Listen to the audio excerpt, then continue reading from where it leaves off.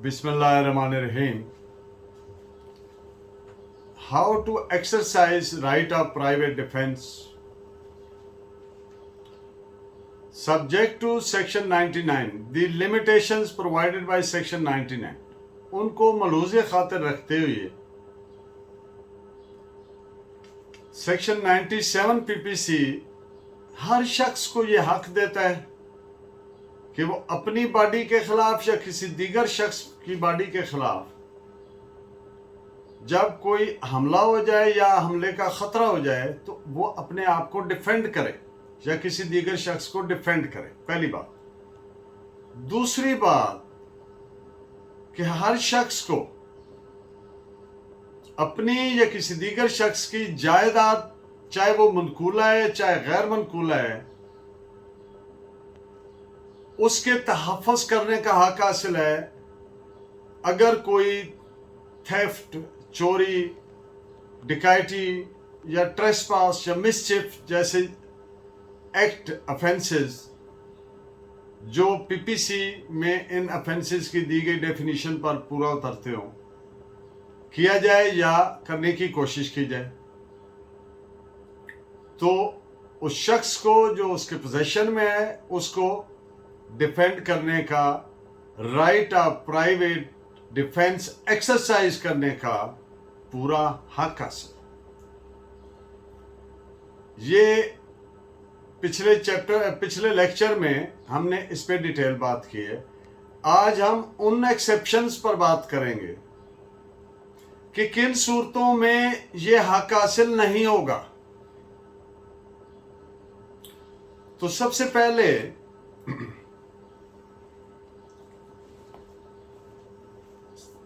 Not an offence, अगर कोई ऐसा एक्ट है जो ऑफेंस नहीं बनता।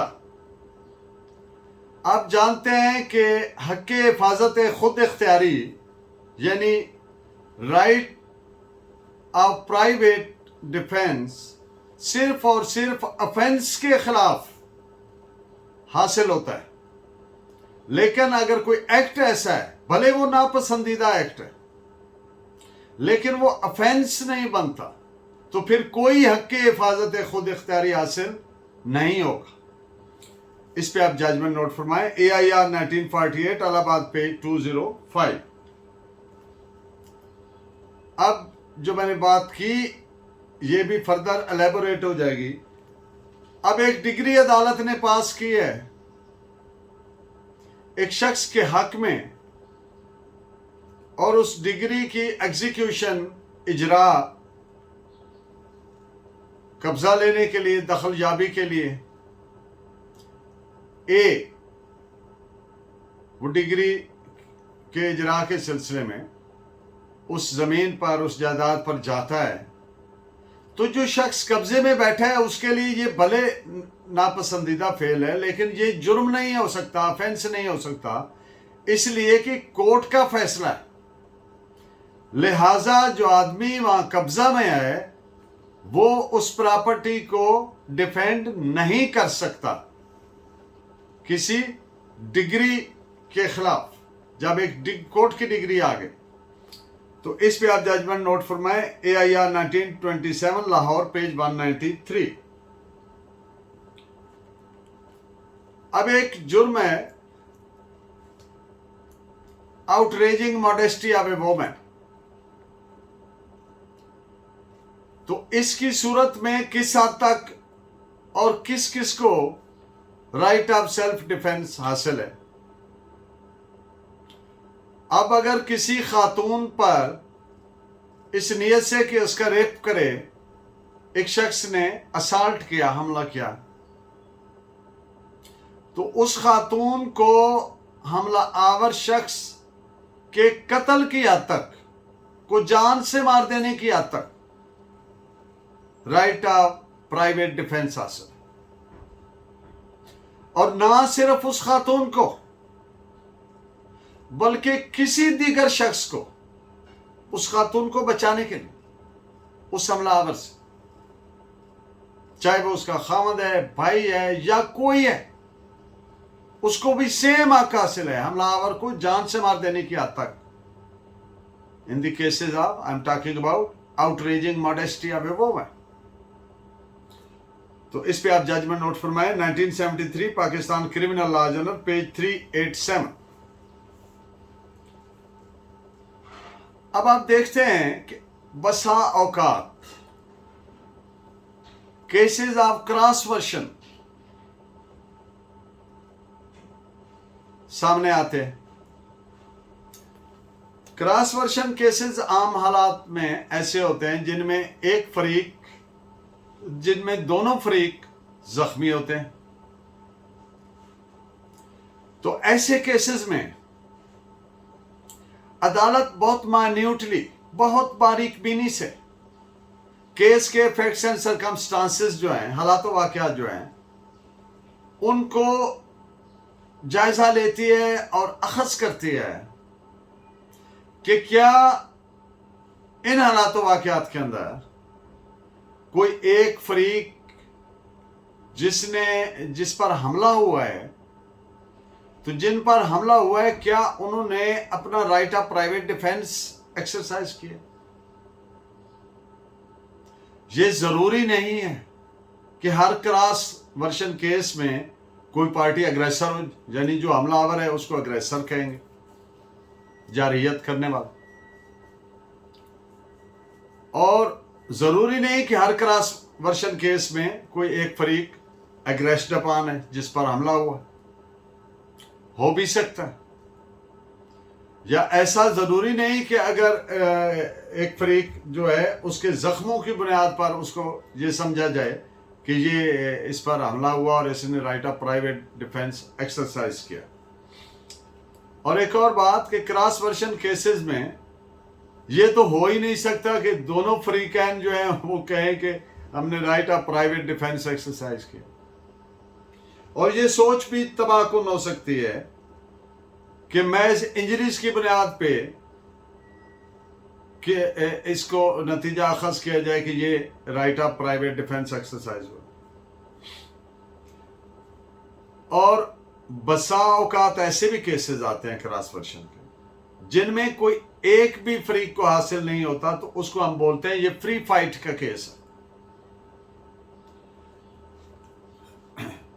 इन पॉइंट्स पे आप जजमेंट नोट फरमाएं 1988 ब्रैकेट में 2 क्राइम्स 495।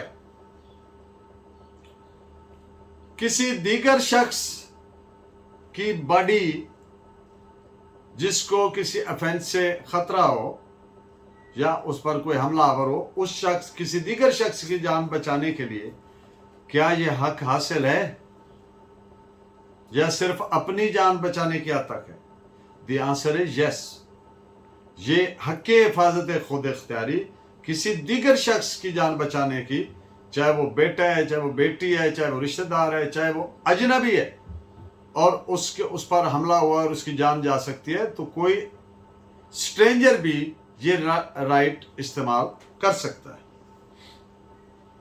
इस पे आप जजमेंट नोट फरमाएं। इंडियन सुप्रीम कोर्ट का फैसला है AIR 1952 Supreme Court 165। Unlawful arrest गैर कानूनी गिरफ्तारी या डिटेंशन कैद ऑफेंस है। और आप जानते हैं जब किसी आदमी की बॉडी के खिलाफ कोई ऑफेंस किया जाए या ऑफेंस का खतरा हो, तो उस आदमी को अपने right of private defence exercise करने का इख्तियार हासिल होता है। तो ये नोट फरमाएं आप judgment 1966 Madras LJ criminal 64 Kerala. Unwilling vaccination. अगर कोई शख्स कहता है मैंने वैक्सीनेशन नहीं लगवानी और उसको जबरदस्ती लगाई जाए, तो यह भी ऑफेंस है उस शख्स की बॉडी के खिलाफ। This is reported as 1966 3 criminal law journal 368 Allahabad. अब एक अदालत में केस आया जिसके हालात वाक़यात इस तरह से थे कि एक शख्स की जमीन पर किसी दूसरे शख्स ने कुआं खोद दिया डिस्प्यूट पैदा हो गया। जिस आदमी की ज़मीन थी उसने पेमेंट मांगी, दूसरा फ्रीक कहता था ये बहुत ज़्यादा है, इस पे तनाज़ा हुआ, झगड़ा हुआ, हट हटा हो गया। वो शख्स जिसकी ज़मीन थी शाम को वापस लौट रहा था अपने घर की तरफ कि उसकी जीप को रास्ते में मकतूल ने और उसके साथ दीगर लोग थे, उन्होंने ज़बरदस्ती रोक लिया। जीप के शीशे बंद थे।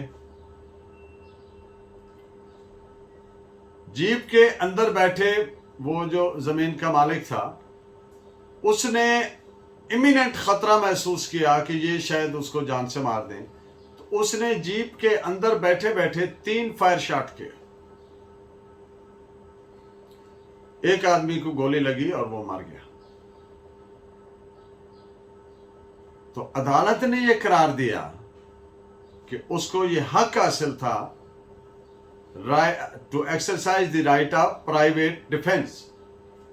हक़ हिफाजत खुद इख्तियारी उसने इस्तेमाल किया और ये कोई जुर्म नहीं है। he was acquitted. So this is reported as AIR 1980 Supreme Court 660। जमीन के कब्जा की बाबत अक्सर डिस्प्यूट्स पैदा होते हैं, तो इस पे 2 जजमेंट और शॉर्ट सी बात करता हूं ताकि क्लैरिटी हो जाए।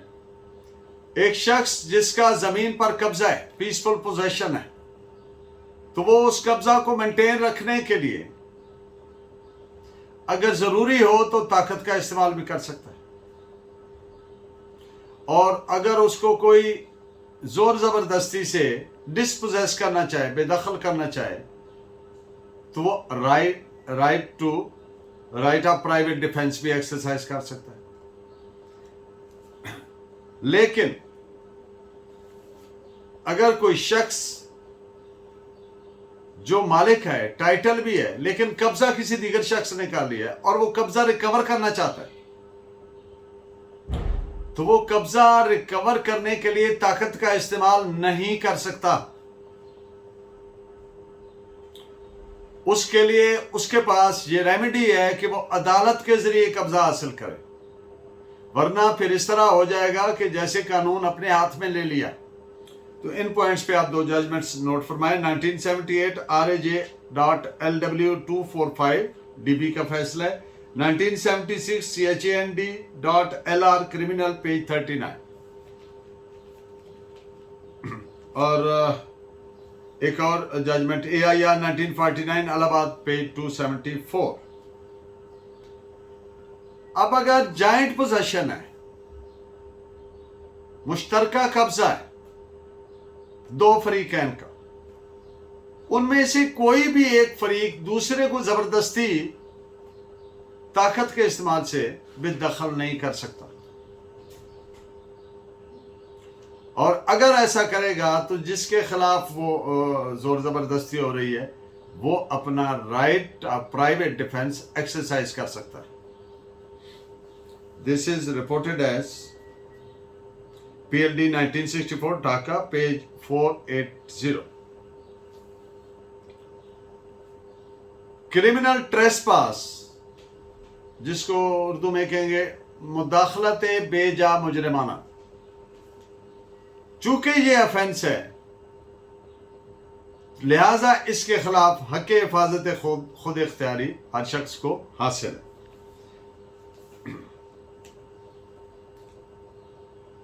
अब एक प्रॉपर्टी है, उसके कब्जे का तनाजा चल रहा है। मैजिस्ट्रेट साहब ने सेक्शन 145 CRPC के तहत ऑर्डर किया और अदालत का एहलकार वो ऑर्डर लेकर उस मुतनाज़ा जमीन पर जाता है। तो चूंकि वो लॉफुल मैनर में गया है, कोर्ट का ऑर्डर लेकर गया है, लिहाजा उसके वहां दाखिल होने को ना तो ट्रेसपास कहा जा सकता है, ना ये ऑफेंस, लिहाजा ट्रेसपास नहीं है तो ऑफेंस नहीं है, तो लिहाजा उसके खिलाफ हक़ हिफाजत खुद इख्तियारी भी हासिल नहीं होगा। This is reported as 2 judgments हैं, AIR 1914 Calcutta page 286 and AIR 1934 Calcutta 273। इसी तौर से जैसा ये मैंने 145 वाले आर्डर का जिक्र किया, तो अगर कोई अदालत की डिग्री होगी और उस डिग्री के इजरा के सिलसिले में, कोर्ट की डिग्री के इजरा के सिलसिले में अदालती एहलकार या कोई शख्स जाता है पोजेशन लेने के लिए, तो चूंकि ये जुर्म नहीं है, लिहाजा इसके जुर्म नहीं है, तो इसके खिलाफ राइट ऑफ प्राइवेट डिफेंस भी हासिल नहीं है। इस पे आप जजमेंट भी नोट फरमा लें। AIR 1934 Calcutta 273।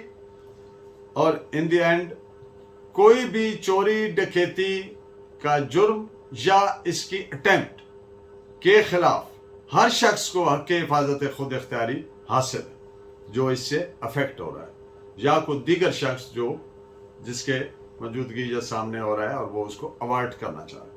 This is reported as AIR 1927 Lahore, page 355. Thank you very much. Keep watching and guiding me. Allah Negeban.